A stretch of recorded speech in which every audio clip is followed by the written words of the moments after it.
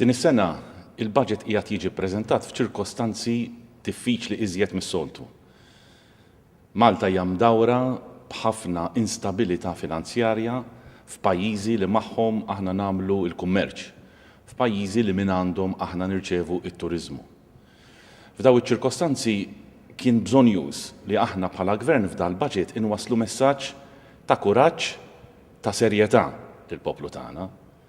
F'dal budget il-messaġġ tagħna huwa li baqal u b'serjetà biss inkunu nistgħu nirbħu il-maltemp li qiegħed idawwarna.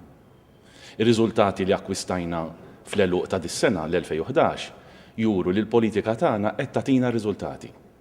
Għandna postijiet tax-xogħol, għandna fabbriki li komplew jikbru, kabbarna t-turiżmu, żidna l-postijiet tax-xogħol, tejjibna f'dak kollox li għandu xi qasam mal-ambjent u l-infrastruttura ta' pajjiżna. Fejn stajna għenna wkoll lil min kellu bżonn.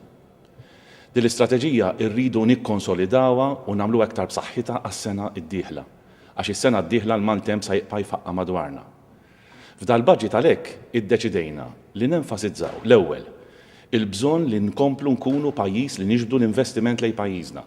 Il-postijiet tax-xogħol f'pajjiżna hemm bżonn mhux biss niddefenduhom imma nkomplu nżiduhom u nġibu l-aħjar post tax-xogħol għal ħaddiema tagħna, għaż-żgħażagħ tagħna li jispiċċaw mill-università, għaż-żgħażagħ l-oħrajn li forsi m'għandhomx il-kwalifiċi akademiċi imma opportunitajiet tax-xogħol għal kulħadd, għall-irġiel, għan-nisa, għall-familja, għall-ġenituri. Biex nagħmlu hekk irridu nagħmlu lil pajjiż attraenti mhux biss għall-investitur barrani imma anke għall-investitur Malti u Awċi.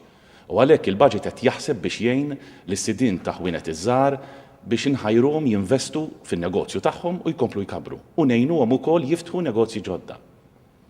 Però dis-sena wkoll għaliex fimna li ċirkostanzi hekk jitolbu iddeċidejna li npoġġu il-familja fiċ-ċentru tal-programm tal-budget tagħna, speċjalment dawk il-koppji, dawk il-ġenituri li qed irabbu tfal.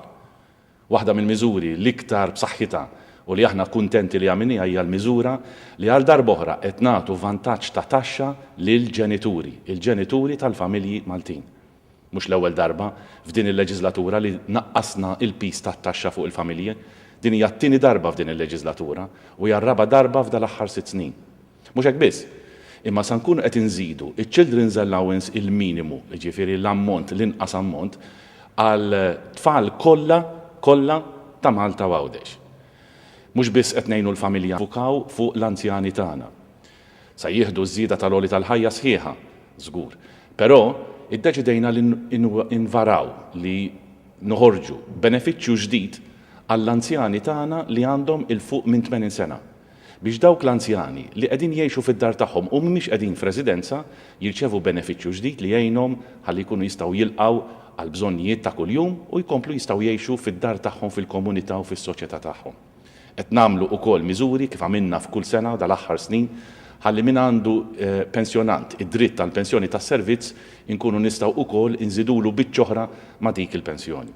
Dan ma jnaqqas xejn mill-qbija tal-programmi kollha li aħna għandna fil-qasam tas-saħħa, fil-qasam tal-edukazzjoni, fil-qasam tal-ambjent, kollha aspetti li jagħmlu differenza kbira għal ġmiel ta' pajjiżna, għal kompetittività ta' pajjiżna u għal kwalità tal-ħajja tagħna.